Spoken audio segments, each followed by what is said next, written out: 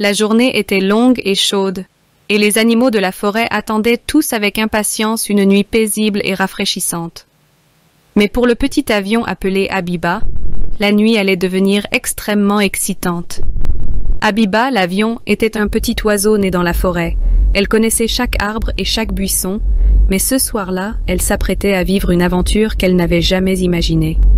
Habiba était assise sur une branche, observant la forêt éclairée par la lueur de la lune, quand elle vit quelque chose qui lui fit presque arrêter le cœur.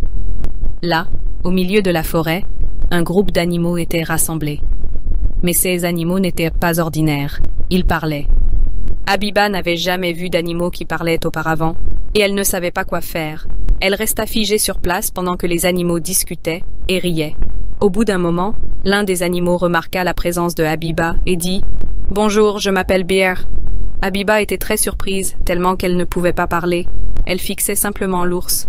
L'ours dit « N'aie pas peur, nous ne te ferons pas de mal ». Habiba prit une profonde inspiration et dit « Je n'ai pas peur, je suis juste émerveillée. Je n'ai jamais vu d'animaux qui parlent auparavant. » L'ours répondit « Eh bien, maintenant tu en as vu.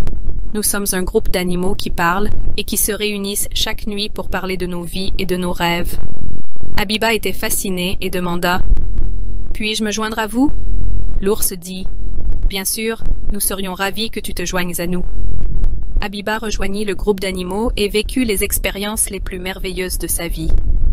Elle apprit de nombreuses choses sur la forêt et les différents animaux. Elle commença également à partager ses histoires et ses rêves avec le groupe. Elle aimait écouter les histoires de l'ours, du lion, du lapin et de tous les autres animaux.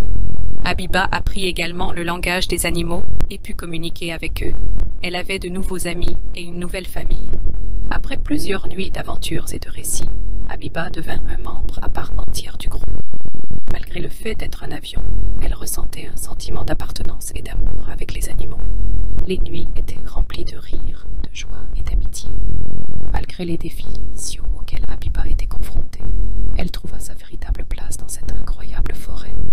Et ainsi, Habiba et les animaux vécurent heureux et joyeux dans la forêt des rêves, où les souhaits se réalisent et les amitiés sincères s'épanouissent.